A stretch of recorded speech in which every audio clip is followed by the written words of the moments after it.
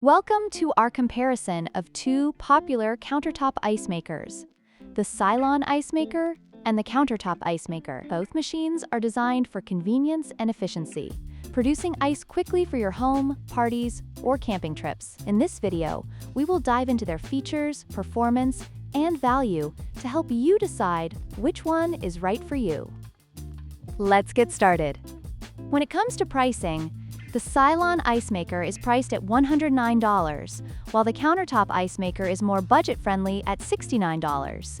This significant price difference may influence your decision, especially if you're looking for a cost-effective solution for your ice-making needs.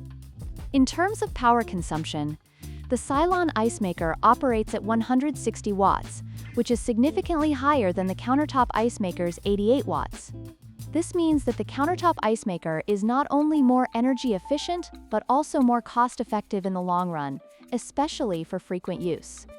Both machines produce ice quickly, with the Silonn ice maker generating 9 cubes in just 6 minutes, while the Countertop ice maker produces 8 cubes in the same time frame. This slight edge in speed may be beneficial for those who need ice in a hurry, but both options are quite efficient.